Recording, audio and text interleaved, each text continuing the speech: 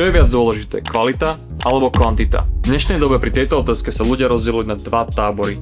Jedna strana tvrdí, že bez kvality to nejde a tá druhá strana tvrdí, že máš postovať čo najviac a niečo z toho sa uchytí. Podľa môjho názoru ani jeden z týchto výrokov nie je úplná pravda. Poďme si to rozobrať.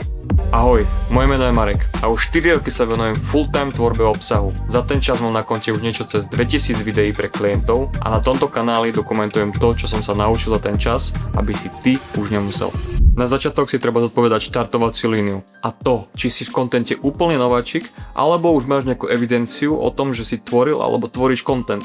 Pretože ak si nováčik, tak pravdepodobne tu budeš mať tú learning curve troška dlhšiu ako človek, ktorý už má nejaký background. Ten background môže byť pokojne z nejakej agentúry, alebo si tvoríš svoj vlastný content, alebo ja neviem, si herec, proste čokoľvek, čo má nejakú spojitosť s tvorbou obsahu. Či už sú to sociálne siete, alebo je to herectvo. Čiže ak si začiatočník, tak je veľmi dôležité sa neporovnávať. Pretože na začiatku kariéry budeš robiť veľa chýb a tie videá, ktoré budeš produkovať ako prvé, budú proste neideálne. A to je žiaľ realita.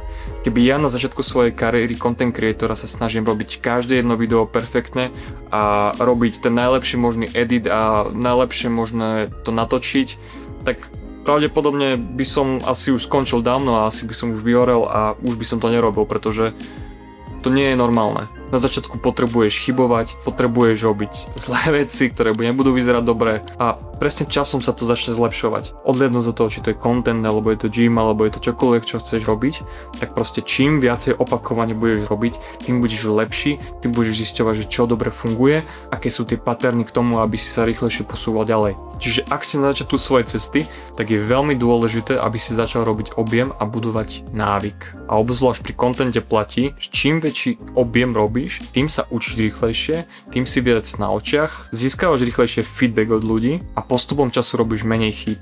Alex Hormozy, myslím, že pomenoval odpoveď na túto otázku najlepšie.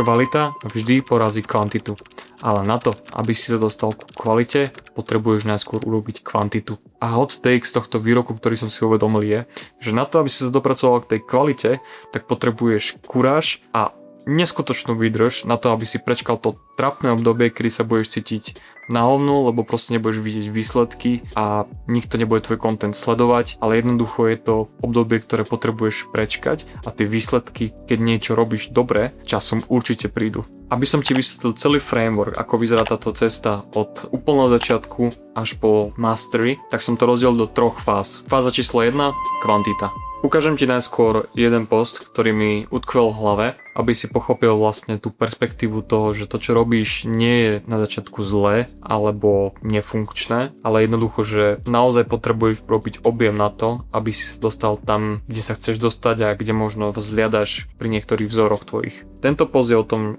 presne poukázal na to, že ako dlho by ti trvalo, kým by si chcel sa dotiahnuť vôbec na nejakého tvojho idola. Tu konkrétne je Moge Adrian, ktorý má na konte už 2087 videí vypostovaných na svojom Instagrame. Ak by si postoval 3-krát týždenne, tak na to, aby si sa dotiahol na Adriana, tak by ti to trvalo cca 13 rokov, kým by si sa tam dostal reálne. Ak by si postoval 7-krát týždenne, tak by to trvalo skoro 6 rokov. A ak by si postoval že 10-krát týždenne, tak by to trvalo 4 roky. To isté tu naďalej. Karel Shakur. Keby si chcel postovať 3-krát týždenne, tak by ti to trvalo skoro 15 rokov. Keby to bolo 7-krát týždenne, tak by to trvalo 6,5 roka skoro. A keby 10-krát, tak 4,5 roka. Tom Noske. 3-krát týždenne by ti to trvalo 10 rokov skoro. 7-krát týždenne by ti to trvalo skoro 4,5. 10-krát týždenne 3 roky.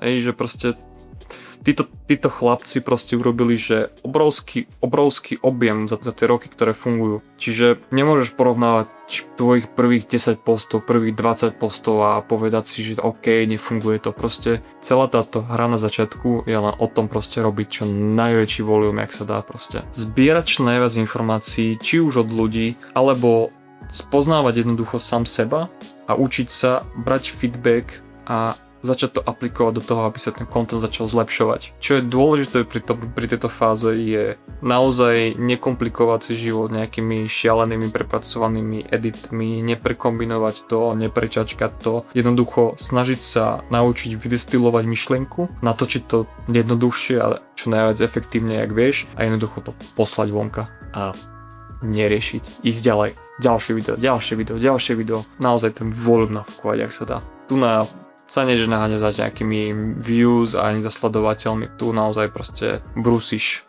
tú sekeru. Ale samozrejme prirodzene tým, že budeš dávať veľa objemu vonka, tak tým pádom budeš aj veľa na očiach a začneš priťahovať proste jednoducho tých ľudí postupne.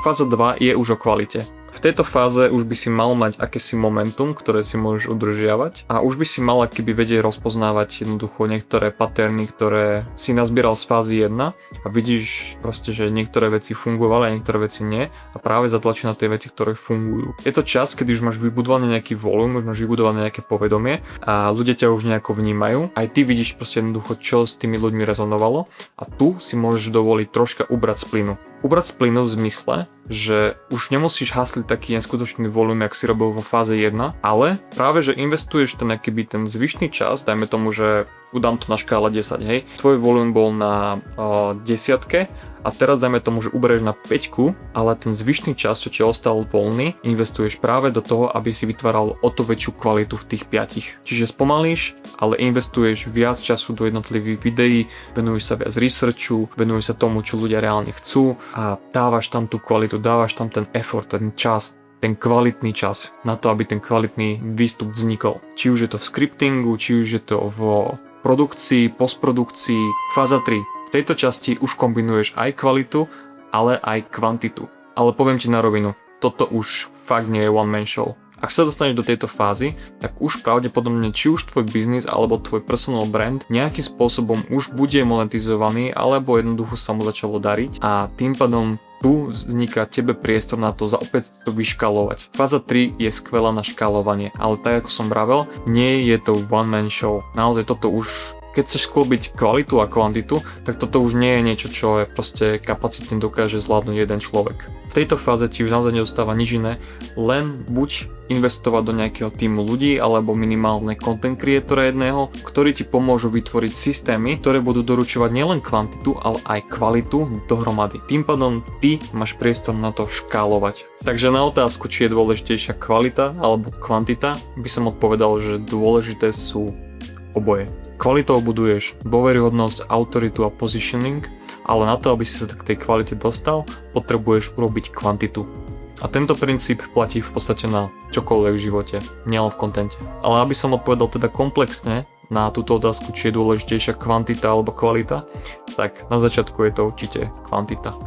Ak ti toto video dalo niečo nové, tak mi zanechaj subscribe a napíš mi do komentára, prosím ťa, že čo si myslíš ty, či je dôležitejšia kvantita alebo kvalita. Ja ti ďakujem, že si dopozeral toto video a see you soon.